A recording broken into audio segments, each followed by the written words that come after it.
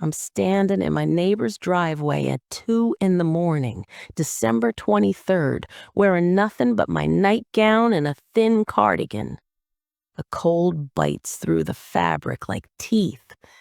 Through my living room window, I can see my Christmas tree lying on its side, ornaments scattered like broken promises across the hardwood floor. My granddaughter, Emma, 17 years old and high on something I can't name, is screaming at me through the glass. The door's locked. My own door. My own house. And all I can think is, how did I survive everything else just to end up here? But before I tell you about that night, before I tell you how I ended up locked out of my own home by the child I raised, you need to understand something. This story, my story, it didn't start with a fallen Christmas tree. It started 72 years ago in a 2-bedroom apartment in South Philadelphia, where the walls were thin and screams traveled like wildfire. Before we go any further, I want to ask you something. If this story touches you, if it makes you feel something, would you hit that subscribe button? These stories, real stories from real people, they need to be heard. And if you know someone who needs to hear this, someone who's struggling, someone who feels alone, share it with them. Sometimes knowing we're not the only ones who've walked through hell makes all the difference. Now, let's continue. I was 7 years old when Frank moved in. That's what my mother told me to call him. Not Dad, not Daddy, just Frank. He had hands like catcher's mitts and a smile that never reached his eyes. My real father had died 2 years before, a heart attack at 34 while working a double shift at the steel mill. Mama said we needed a man in the house. She said Frank would take care of us. She was half right. He took care of her, brought home his paycheck every Friday, most of it anyway, fixed the leaky faucet in the kitchen, changed the oil in her Chevy, and every night after Mama went to sleep, he'd stand in my doorway, just watching. The hallway light behind him would cast his shadow across my bed, and I'd pretend to be asleep, holding my breath until my lungs burned. The first time he touched me, I was 8. I told my mother the next morning while she was frying eggs. I remember the way the spatula froze in her hand, how she stared at the pan for what felt like hours. Then she looked at me, really looked at me, and I thought, finally someone'll help. "Don't you ever say things like that again," she whispered. "Do you understand me? Don't you ever." The eggs burned, the smoke detector went off, and I learned my first real lesson about family. Sometimes the people who are supposed to protect you are the ones who choose not to see. It went on for 6 years. 6 years of stolen innocence, of learning to disappear inside myself, of becoming so small and quiet that maybe, just maybe, I could vanish completely. I stopped bringing friends home, stopped smiling in school photos, stopped believing that anyone would ever choose me over their own comfort. On my 14th birthday, Frank left. No explanation, no goodbye, just gone. Mama cried for 3 days straight, angry at him for abandoning us. She never asked if I was relieved, never acknowledged what I'd tried to tell her all those years ago. We never spoke about it, not once, not ever. I ran away 2 months after my 15th birthday. I couldn't stay in that apartment anymore, couldn't look at my mother's face and see the willful blindness in her eyes. I took $40 from her purse, stuffed some clothes in a pillowcase, and walked out the front door on a Tuesday afternoon while she was at the grocery store. Philadelphia's streets in 1967 weren't kind to runaway girls. I slept in bus stations, church basements, under bridges when the weather was warm enough. I learned which diners would let you sit for hours over a single cup of coffee, which librarians would look the other way when you washed up in their bathrooms. I learned to recognize the predators. They weren't hard to spot. They had the same look Frank used to get. I also learned about hunger, real hunger, the kind that makes your stomach eat itself, that makes you lightheaded and shaky and willing to do things you never thought you'd do. I stole food sometimes. I'm not proud of it, but I did what I had to do to survive. One winter night, so cold my fingers went numb, I tried to go home. I stood outside that apartment building for an hour, watching the lit windows, imagining my mother's face when she opened the door. Would she be relieved? Angry? Would she hug me? I never found out. I couldn't make myself climb those stairs because I realized something standing there in the freezing cold. I'd rather die on these streets than go back to a place where my pain didn't matter. So I stayed out here, and I survived. I met Robert in a soup kitchen on Christmas Eve, 1968. I was 16, looked about 12 from malnourishment, and hadn't spoken to anyone beyond asking for spare change in months. He was 23, working as a volunteer, ladling out turkey stew with a gentleness I'd forgotten existed in the world. "You need seconds?" he asked when I finished my bowl in about 90 seconds. I nodded, unable to meet his eyes. He filled my bowl again, then again. He never asked questions, never made me feel ashamed. When the dinner ended and everyone started filing out into the cold, he stopped me. "There's a women's shelter 3 blocks from here," he said. "They've got beds. It's warm. Want me to walk you over?" I should have said no. I should have ran. But something in his face, something honest and open, made me nod. He walked me there, didn't try to touch me, didn't ask for anything, just made sure I got inside safe, then said, "Merry Christmas." I saw him again 2 weeks later at the same soup kitchen, then again, slowly, carefully, like approaching a wounded animal. He became my friend. He'd bring me books, science fiction novels and mysteries. He'd tell me terrible jokes. He'd ask about my day and actually listen to the answer. "Why are you being so nice to me?" I asked him once, 6 months into our strange friendship. "Because you deserve someone to be nice to you," he said simply, like it was the most obvious thing in the world. It took me 2 years to trust him enough to tell him about Frank, about my mother, about everything. We were sitting on a park bench, and I just started talking, words pouring out like water from a broken dam. I couldn't look at him while I spoke. I was terrified he'd see me differently, see me as damaged, as used, as worthless. When I finally went silent, he reached over and took my hand. The first time he'd ever touched me. "None of that was your fault," he said. "You hear me? None of it." I cried for the first time in years. We got married on my 19th birthday in a courthouse with 2 strangers as witnesses. He was 26, working construction. We had nothing, no family support, no money, no real plan, but we had each other, and that felt like everything. Those were the happiest years of my life. Robert taught me what love actually looked like: patient, kind, safe. We got a tiny apartment in Kensington, and I got my GED, then a job as a bank teller. We talked about having kids someday, maybe buying a little house with a yard. Normal dreams. Beautiful, boring, normal dreams. We had 12 years together.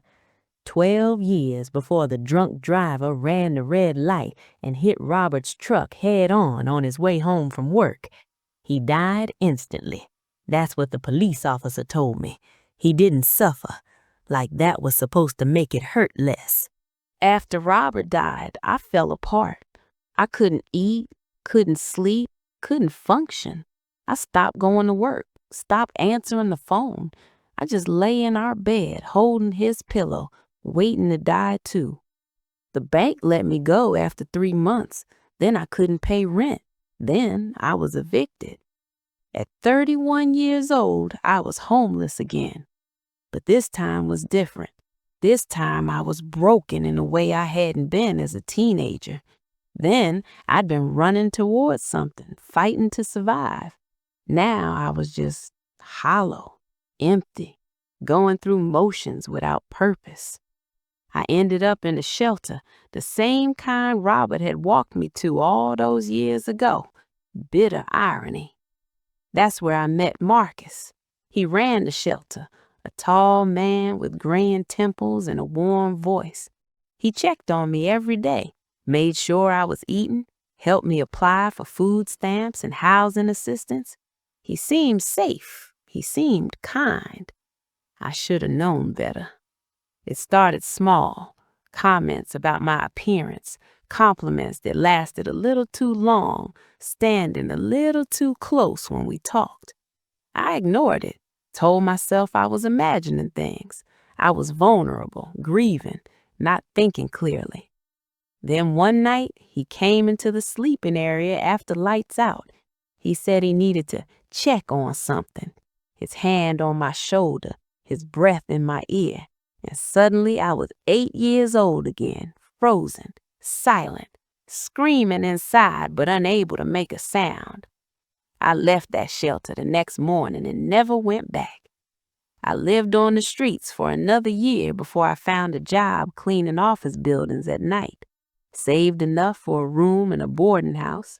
Started rebuilding, brick by brick, even though I felt like there was nothing left of me to rebuild.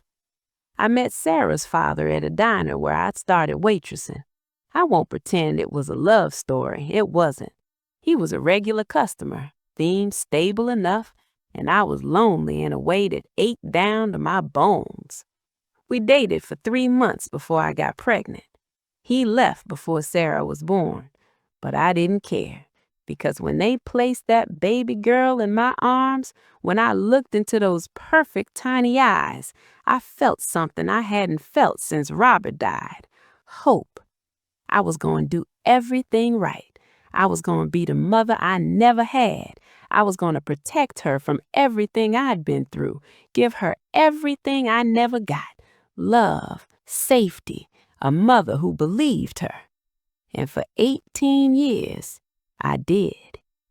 Sarah was my miracle, smart, funny, artistic. She painted these incredible watercolors, landscapes and portraits that seemed to capture the soul of things.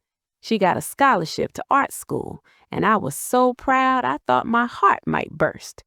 Then she met Tyler, her sophomore year.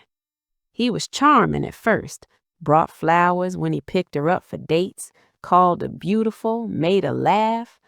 I wanted to like him. I tried to like him, but there was something in his eyes, something I recognized, that same look Frank used to get. Sarah brushed off my concerns. You're just overprotective, Mom. Tyler's great. He loves me. I watched it happen slowly, saw the light in her eyes dim, saw her pull away from her friends, from her art, from me. Saw the bruises she tried to hide under long sleeves. But she was an adult now, 22 years old, and I couldn't force her to leave him. I tried. God, I tried. I begged her to come home, offered to help her start over. But she'd make excuses for him, say it was her fault, promise things would get better. They never did. Sarah died 3 days before her 26th birthday. Accident, the police report said. Fell down the stairs. But I knew because I'd seen those stairs 100 times when I visited her apartment. They weren't steep. They had a railing. And Sarah had a fractured skull and bruises in the shape of fingers on her arms. Tyler was never charged. Insufficient evidence. He cried at the funeral, played the grieving boyfriend. I wanted to kill him. I wanted to scream the truth until someone listened. Instead, I took Emma. Emma was 3 years old when Sarah died. She had her mother's eyes and her mother's smile and a stuffed rabbit she carried everywhere. She was tiny, traumatized, confused about why Mommy wasn't coming home. "Grandma," She'd say, "When is Mommy waking up?" I was 54 years old, working 2 jobs to keep us afloat, grieving my daughter while trying to be strong enough for her daughter. But I did it. I raised that little girl the best way I knew how. I went to every parent-teacher conference, made her Halloween costumes, taught her to ride a bike, helped with homework, tucked her in every night and told her stories about her mother, the good parts, the parts before Tyler, when Sarah was happy and whole. Emma was a sweet kid, a little shy, a little clingy, but that made sense given what she'd lost. She liked drawing, just like her mother. She'd spend hours with her colored pencils, creating elaborate pictures of families with everyone smiling. Something changed when she turned 13. Maybe it was puberty. Maybe it was grief finally catching up with her. Maybe it was something deeper, something genetic, something I couldn't control no matter how hard I loved her. She started skipping school, coming home late, hanging out with kids who looked like trouble.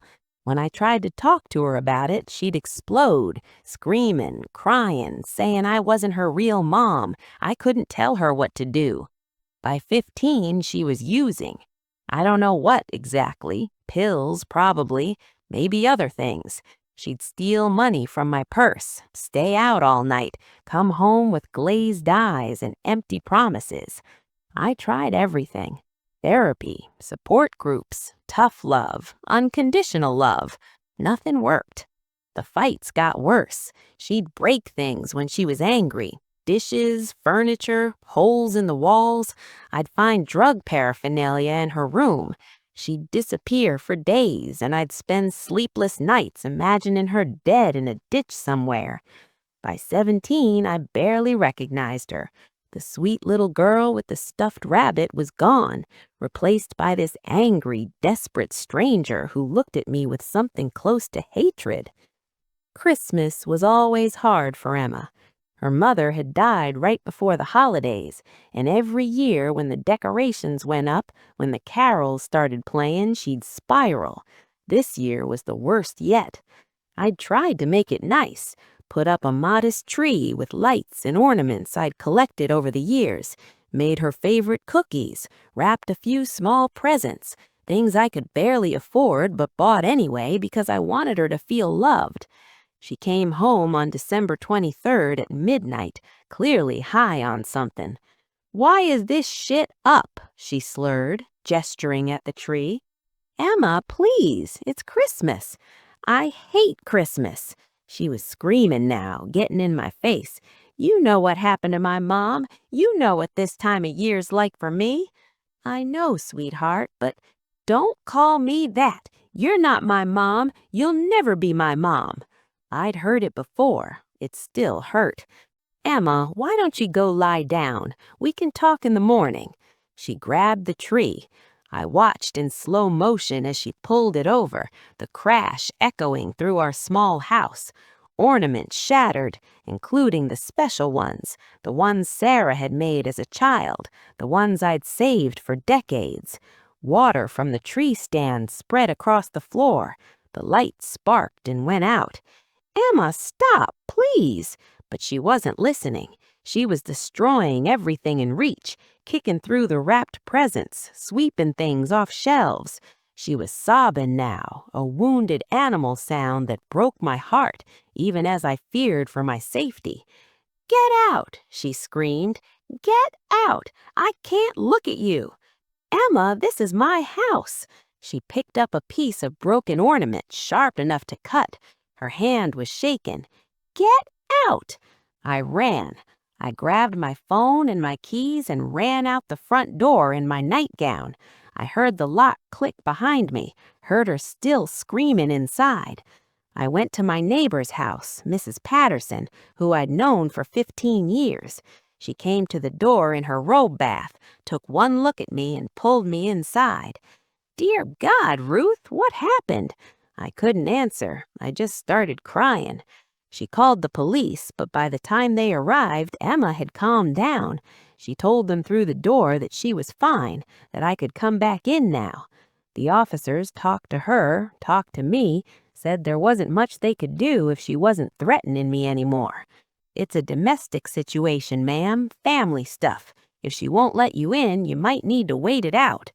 So I waited in Mrs. Patterson's living room, wrapped in a borrowed blanket, staring at my house through the window and trying to understand how I'd ended up here.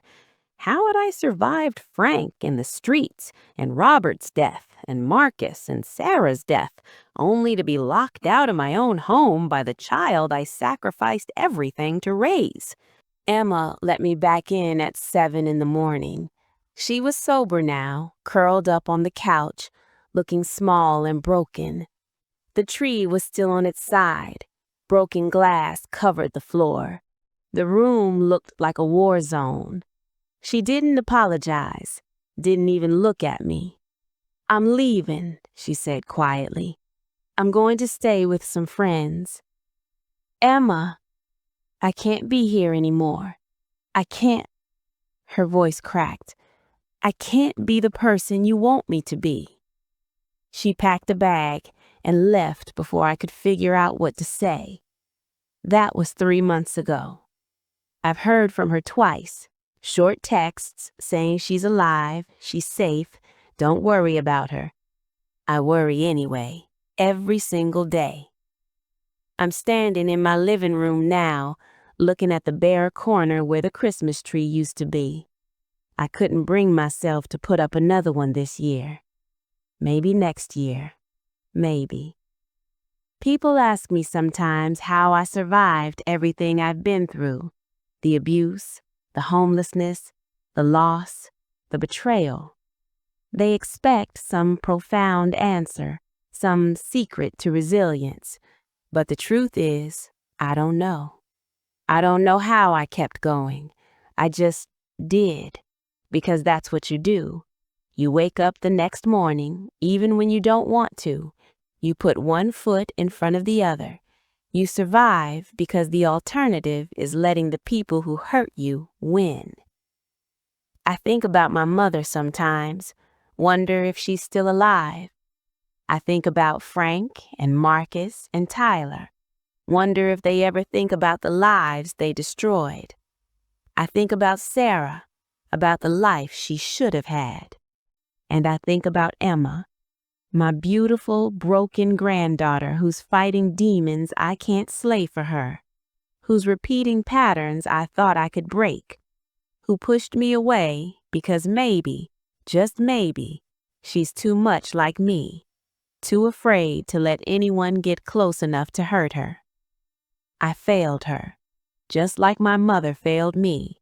Not in the same way, not for the same reasons, but I failed her nonetheless. I couldn't save her from herself, couldn't love her enough to heal the wounds that started before she was even born. But here's what I know. I tried. I tried with everything I had, and that has to mean something. If you're listening to this and you've been through hell, if you've been betrayed by the people who were supposed to protect you, if you're raising a child who's breaking your heart, I need you to know something. Your pain is real. Your struggle matters. And surviving, just surviving, is an act of courage. You're not alone. If this story meant something to you, I hope you'll share it. Not for me, but for everyone else out there who needs to know they're not the only one. Who needs to know that survival is possible, even when it doesn't look like winning. Thank you for listening. Thank you for being here.